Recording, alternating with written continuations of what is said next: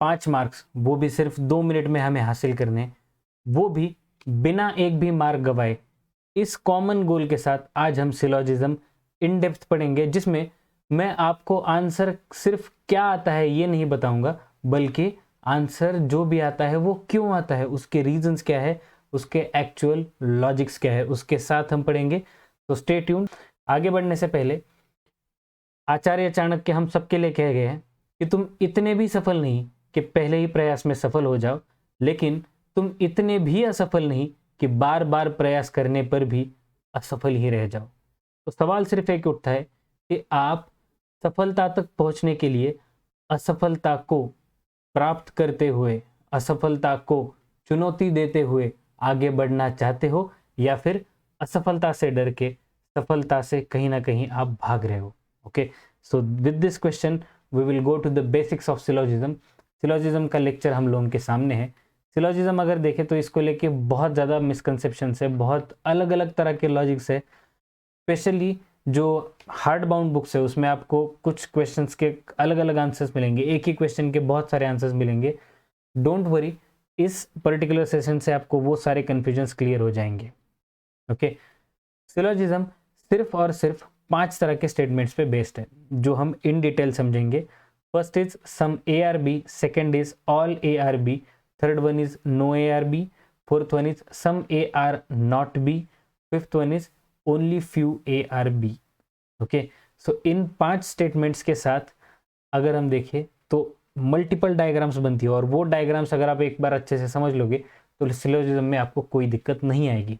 तो first one is some A are B. Okay, ध्यान से देखिएगा, सम ए आर बी अगर हम देखें तो ये पार्ट आप ड्रॉ कर सकते हो कुछ इस तरीके से। ओके, ये आपका ए का सेक्शन है और ये आपका बी का सेक्शन है, जिसमें ये वाला पार्ट कॉमन है, तो आप कहोगे सम ए आर बी। ये वाला जो कॉमन सेक्शन है वो ए और बी में बेसिकली इंटरसेक्ट हो रहा है ना। Okay, all A are B में अगर हम देखें तो ये वाला पार्ट आपका कुछ इस तरीके से ड्रॉ होगा, आपका ऑल ए आर बी वो बी के अंदर होंगे। ओके, या फिर इसका और एक अल्टरनेट डायग्राम बन सकता है, जिसमें अगर आप देखोगे तो ये all A are exactly equal to B. Okay, A और बी के सर्कल एग्जैक्टली ओवरलैपिंग है। इससे डिफरेंस क्या होता है इस पर्टिकुलर डायग्राम में? डायग्राम 1, डायग्राम 2 हम कहेंगे। डायग्राम 1 में अगर आपको ऑल ए आर बी कहा जाए, एब्सोल्युटली राइट। डायग्राम 2 में ऑल ए आर बी कहा जाए, एब्सोल्युटली राइट। डायग्राम 2 में, डायग्राम फर्स्ट में अगर आपको ऑल बी आर ए कहा जाए तो वो रॉन्ग हो जाएगा। डायग्राम 2 में अगर आप देखोगे, डायग्राम 1 में all B are A is wrong, diagram 2 में ऑल बी आर ए अगर आपसे कहा जाए तो वो ट्रू होगा। ओके, तो अल्टरनेट डायग्राम्स आपको समझने हैं, इसका यूज कैसे करना है क्वेश्चन के थ्रू हम देखेंगे, डोंट वरी। बस अभी आप क्या क्या डायग्राम बन सकते हैं वो उसके ऊपर ध्यान दीजिए। No A are B. Okay, A और बी में कुछ भी सेक्शन कॉमन नहीं है, सबसे आसान पार्ट है डायग्राम का, लेकिन इसके ऊपर ट्विस्ट और भी आपको कंसेप्ट के साथ मिलेंगे, और भी स्टेटमेंट्स के साथ मिलते हैं।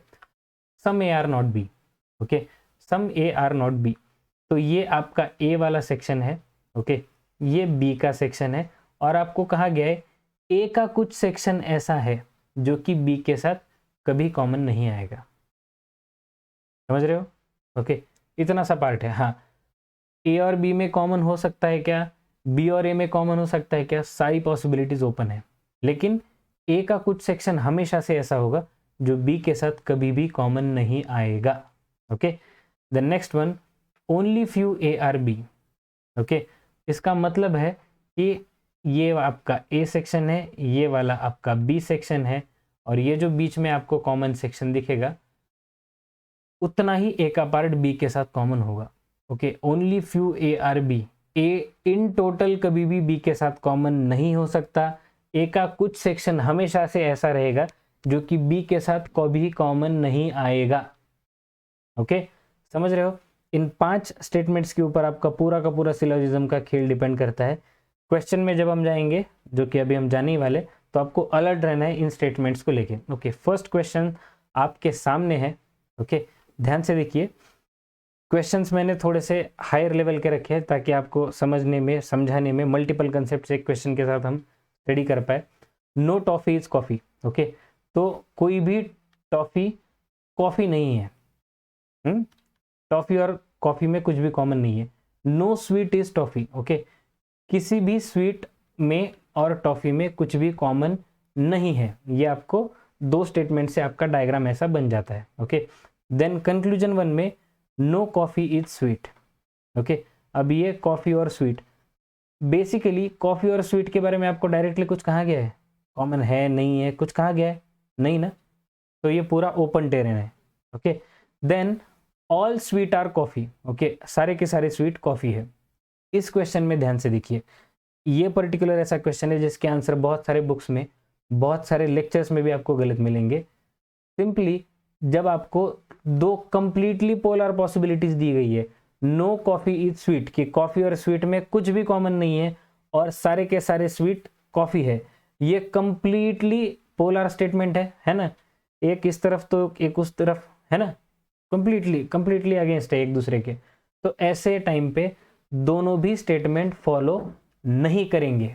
ओके, आइदर और नहीं बनेगा। इसका आइदर और किस चीज का बनता है वो भी मैं आपको समझाऊंगा।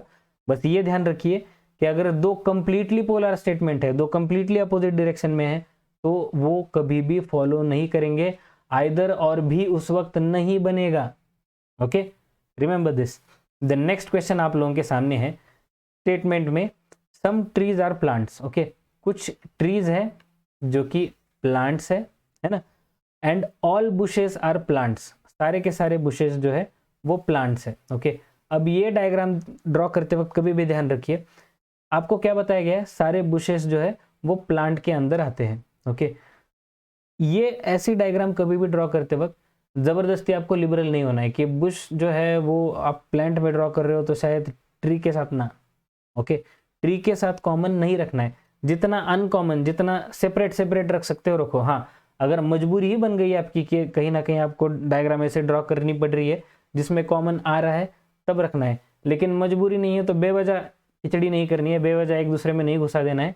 यहाँ पे ट्री और बुशेस एक साथ आपको ड्रॉ करने का कोई कंपल्शन नहीं है, बराबर। हाँ, ये डायग्राम बन सकती है, मैं समझ रहा हूँ कि ये कुछ इस तरीके से भी आपका बन सकता है कि बुशेस यहाँ पे भी आ सकते हैं, वेरी गुड वेरी गुड। लेकिन आएंगे ही क्या? नहीं। तो आप कभी भी ऐसे क्वेश्चंस में डायग्राम ड्रॉ करते वक्त जितना हो सके सेपरेट खुला डायग्राम ड्रॉ करो, आपकी एक्यूरेसी के लिए वो बहुत बेटर रहेगा। Okay, mark my word. तो आपका conclusion 1, at least some trees are bushes. Okay, कुछ तो ट्रीज ऐसे हैं जो कि बुशेस है। ओके, अच्छा, तो ये दो डायग्राम मैंने इन्हें भी आपके सामने ड्रॉ की है। तो इसके कंपैरिजन से हम क्वेश्चन को समझने की कोशिश करेंगे। ये आपका फर्स्ट कंक्लूजन, दोनों जगह पे देखते हैं क्या हो सकता है। फर्स्ट कंक्लूजन जो अगर हम देखें तो उसमें at least some trees are bushes, पहली बात तो ये एटलीस्ट, फ्यू, ऐसे स्टेटमेंट, ऐसे जो वर्ड्स आते हैं कंक्लूजन में, इनको सीधा का सीधा उड़ा दो, इसका कुछ मतलब नहीं होता है। Okay, at least some trees are bushes का मतलब होता है some trees are bushes, at least का कुछ मतलब होता ही नहीं है इस केस में। ओके, कुछ मतलब नहीं है इसका, कुछ अलग नहीं निकलता है इससे। Okay, at least some bushes, at least some trees are bushes या फिर सम ट्रीज आर बुशेस, एक ही बात है। ओके, तो यहाँ पे अगर आप देखोगे सम ट्रीज आर बुशेस, यहाँ पे फॉलो होता है नहीं, है ना, ये आपका ट्री का सेक्शन है, ये बुशेस का है, तो यहाँ पे फॉलो नहीं होगा। सेकेंड डायग्राम में अगर आप देखोगे तो यस फॉलो होता है। Okay, hold. देन नेक्स्ट में अगर हम देखें, some trees are definitely not bushes, कुछ ट्रीज ऐसी है जो कि डेफिनेटली बुशेस नहीं है। क्या ये बात सही है? देखो, एक बात आप गांठ बांध लो कि इसको समझ लेना है आपको कि अगर स्टेटमेंट में कोई भी नेगेटिव वर्ड नहीं दिया गया है तो कंक्लूजन में नेगेटिव वर्ड नहीं आएगा। आपको स्टेटमेंट में ऐसा कुछ कहा गया है कि ये इसके साथ कॉमन नहीं है, ये वाला पार्ट इसके साथ कॉमन नहीं, ऐसा कुछ नहीं है ना। Some trees are plants, all bushes are plants. Okay, ये सिंपल सा स्टेटमेंट है, दोनों के दोनों पॉजिटिव है। नो का जिक्र या फिर नो, नॉट, अनकॉमन, ऐसा कोई भी जिक्र यहाँ पे नहीं है, तो इसे सोचना भी नहीं है। सेकंड वाला सीधा सीधा नहीं, फॉलो नहीं करेगा। समझ रहे हो? अगर आपको स्टेटमेंट में कोई भी निगेटिव वर्ड नहीं है, कंक्लूजन में भी निगेटिव वर्ड नहीं आएगा।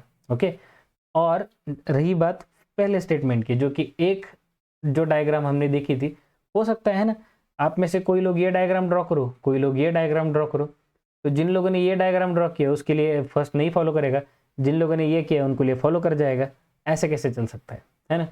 देखो कंक्लूजन का मतलब ये होता है कि वो हर कसौटी पे, हर एक सिचुएशन में सही हो, है ना। कंक्लूजन कभी ऐसा नहीं हो सकता है कि एक सिचुएशन में एक कंक्लूजन है, जैसे इंडिया पाकिस्तान का मैच है, इंडिया मैच जीत चुका है ना, मैच जीत जाना ये कंक्लूजन है। ऐसा हो सकता है क्या कि भारतीय ऑडियंस के लिए इंडिया मैच जीत चुका है और पाकिस्तान में पाकिस्तान जीत चुका, ऐसा कभी हो सकता है क्या? नहीं ना।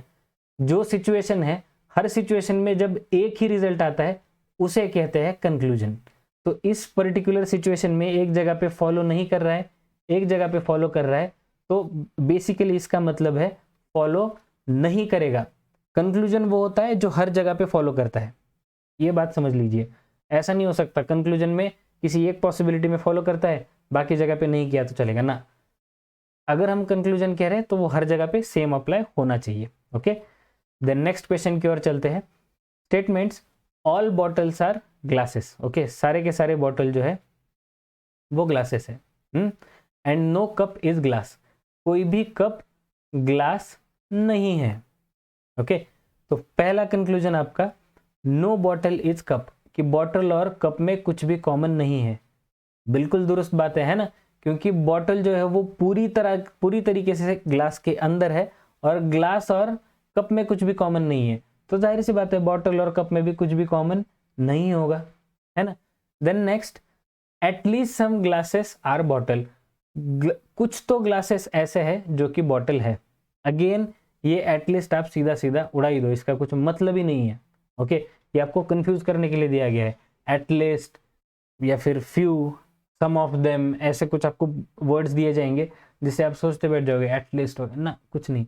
एटलीस्ट आपको उड़ा देना है। सम ग्लासेस सीधा सीधा बोलो, सम ग्लासेस आर बॉटल्स, ये रहे आपके ग्लासेस जिसके अंदर है बॉटल्स, तो some glasses are bottles is true. Okay, तो इस पर्टिकुलर कंडीशन में आपके बोथ फॉलोज, आपका सही आंसर हो जाएगा। ओके, सीधी सी बात है, ज़्यादा स्ट्रेस नहीं लेना है, बस आपको डायग्राम के पूरे आयाम समझने हैं, किस तरीके से डायग्राम वर्क करता है। द नेक्स्ट क्वेश्चन, ये वाला पार्ट इंटरेस्टिंग है। All windows are doors. Okay, सारे के सारे विंडोज जो है वो डोर्स है। ऑल एंट्रेंसेस आर विंडोज, सारे के सारे एंट्रेंसेस विंडोज है। इसका मतलब एंट्रेंसेस कहाँ पे आएंगे? विंडोज के अंदर, समझ रहे हो, है ना। And no gate is door, कि गेट और डोर में कुछ भी कॉमन नहीं है, समझ रहे हो, वेरी गुड। देन कंक्लूजन में first, at least some windows are gate, कुछ तो विंडोज ऐसे है जो कि गेट है। अब बताओ ये हो सकता है क्या? नहीं हो सकता, है ना, कि क्योंकि सारे के सारे विंडोज जो है वो आपके डोर्स के अंदर आते हैं और डोर और गेट में कुछ भी कॉमन नहीं हो सकता, तो इसलिए एटलीस्ट सम विंडोज, की विंडोज और गेट में कुछ कॉमन हो जाए ये संभव ही नहीं है। ओके, तो that's how it is. Then no gate is an entrance, कि गेट और एंट्रेंस में कुछ भी कॉमन नहीं है। Is it true?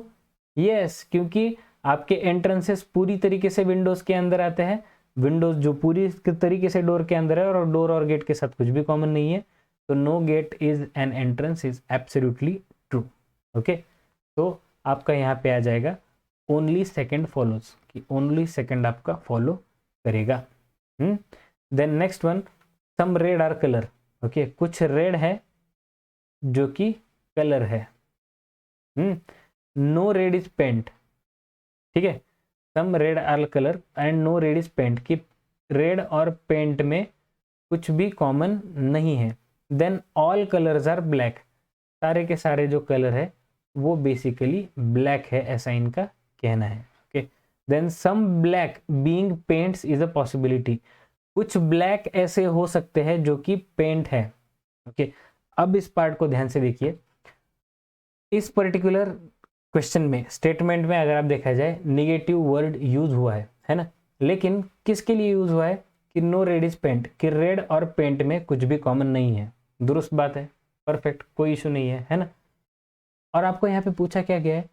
Some black being paints is possibility. Okay, कुछ ब्लैक पेंट हो सकते हैं। ब्लैक और पेंट में कुछ भी कॉमन नहीं है, ऐसा आपको दिया है नहीं ना। ब्लैक और पेंट में कुछ भी आपको डायरेक्ट रिलेशन दिया हुआ है नहीं है ना। अच्छा, यहाँ पे रेड और पेंट में कुछ भी कॉमन नहीं है, ये हम समझ सकते हैं बराबर। लेकिन क्या ब्लैक पूरी तरीके से रेड के अंदर आता है? नहीं, है ना। तो इस केस में आपका पहला पॉसिबिलिटी सही होगा।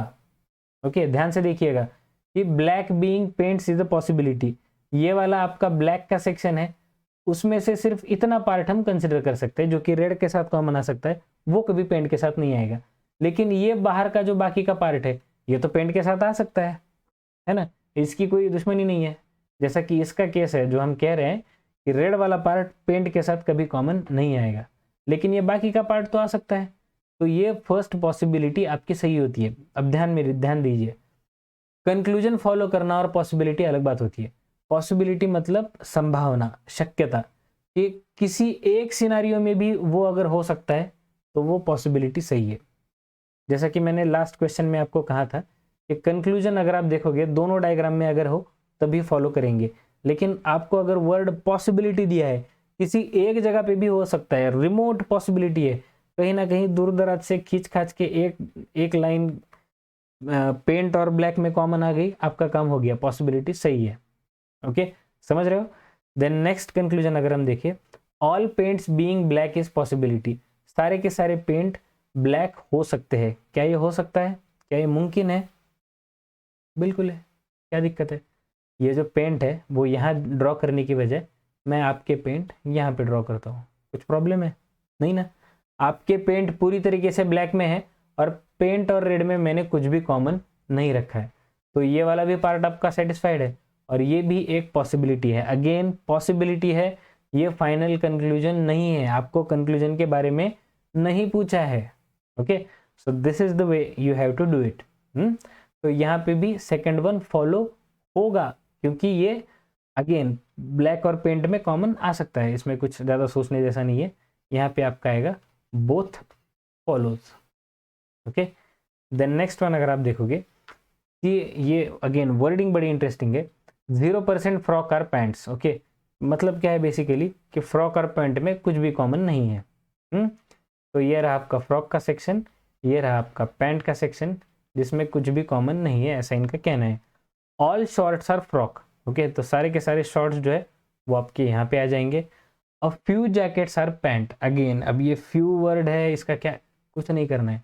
अ फ्यू जैकेट्स आर पैंट, तो ये जो है सिंपली ऐसे निकालना है जैसे आप सम के लिए निकालते हो ना, वही डायग्राम निकालना है। A few jackets are pants. Okay, तो first conclusion, not a single pant is short, कि एक भी पैंट शॉर्ट नहीं है या फिर एक भी पैंट शॉर्ट के साथ कॉमन नहीं है। सही है क्या? एब्सोल्युटली ट्रू, क्योंकि सारे के सारे शॉर्ट्स जो है वो आपके फ्रॉक्स में कॉमन आते हैं, है ना, और फ्रॉक और पैंट में कुछ भी कॉमन नहीं हो सकता।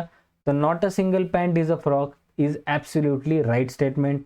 देन सेकंड में हम देखें, a good number of jackets are not frocks. अभी अगेन ये गुड नंबर ऑफ जो हम ऐसे वर्ड सुनते हैं ना, ये एग्जाम में आपको कंफ्यूज कर देती कि कहना क्या चाहते हैं, कुछ नहीं है। A good number of means some कह सकते हो, some jackets are not frocks. Okay, good number वगैरह गुड बैड कुछ नहीं होता है, some jackets are not frocks, इतना ही आपको ध्यान रखना है। ओके, तो कुछ जैकेट्स जो कि ऑब्वियसली पैंट्स के साथ कॉमन है वो कभी भी फ्रॉक नहीं हो सकते, है ना। जैकेट का एक सेक्शन ऐसा है जो कि पैंट्स के साथ कॉमन है और ये वाला सेक्शन कभी भी फ्रॉक के साथ कॉमन नहीं आएगा। तो a good number of jackets are not frock is absolutely true. Okay, तो यहाँ पे भी आपका आंसर आएगा बोथ फॉलो। समझ रहे हो? आसान है ना, ज़्यादा कुछ मुश्किल नहीं है अगर आप सही तरीके से सोच रहे हो। देन स्टेटमेंट आप लोगों के सामने है, a few of my friends are teacher. Okay, a few of my friends are teacher, तो ये रहे आपके फ्रेंड्स जो कि टीचर है।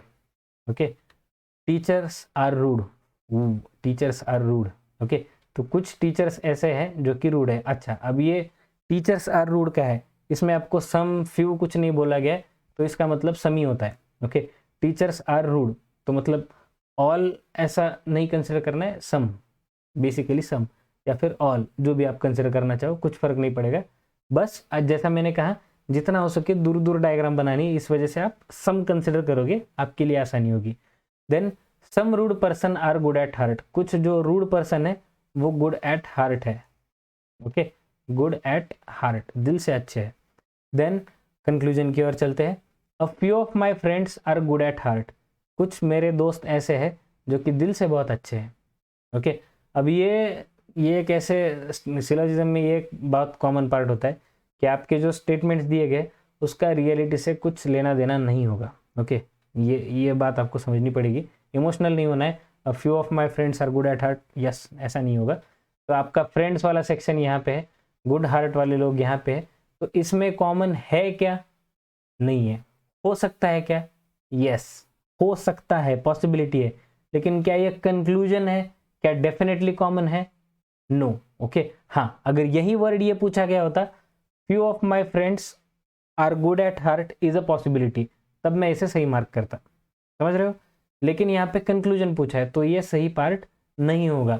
Then some rude persons may not be teachers, some rude persons may not be teachers, कि कुछ rude person teacher शायद नहीं होंगे, ओके। तो हो सकता है ना, सारे टीचर लोग ही रूड होते हैं ऐसी कोई बात नहीं है, और भी जनता बहुत कुछ है? तो ये भी आपका स्टेटमेंट, अगर रूड का पोर्शन देखें टीचर के साथ कॉमन आता है, लेकिन टीचर पूरे के पूरे रूड के डोमेन में नहीं आएंगे, तो ये भी आपका रॉन्ग हो जाएगा। तो यहाँ पे आपका आंसर आएगा नाइदर वन नॉर टू, या फिर both do not follow, okay. समझ रहे हो? ये पार्ट अगर आप अच्छे से समझ लोगे, कंसेप्ट्स की डेप्थ आप में एक बार आ जाएगी, तो सिलोजिज्म में एक भी मार्क नहीं जाएगा। और बहुत हो गए, मैं कह रहा हूँ बहुत हो गए, 5 मार्क आप 2 मिनट के अंदर आराम से लोगे, एक भी मार्क नहीं जाने देना है, ओके। मार्क माय वर्ड, एक भी मार्क नहीं जाने देना है आपको। और ये क्वेश्चन मैंने आप लोगों के लिए होमवर्क के लिए रखा है। स्लाइटली जो अभी तक हमने सीखा है उस सब का इसेंस इस क्वेश्चन में है, लेकिन थोड़ा सा और पॉलिश्ड वे में है। तो इस क्वेश्चन का आंसर मुझे कमेंट सेक्शन में आप बताइए। जिन लोगों को आंसर आ जाएगा वेरी गुड, जिन लोगों को आंसर नहीं आएगा वो भी मुझे बताइए। अगर कोई डाउट्स है तो मुझे कमेंट बॉक्स में पूछ सकते हो। अगर आप चैनल पे नए हो तो चैनल को सब्सक्राइब कीजिए, वीडियो पसंद आए तो उसे लाइक ज़रूर कीजिए। ऐसे IBPS से रिलेटेड जो पेड क्लास में जिस तरीके से आपको पूरी नॉलेज मिलती है, वो आपको इस चैनल पे कम्प्लीटली एक डेप्थ के साथ मिलती रहेगी हमेशा के लिए, okay. This is your IBPS professor Aditya Deshpande signing off. Thank you guys.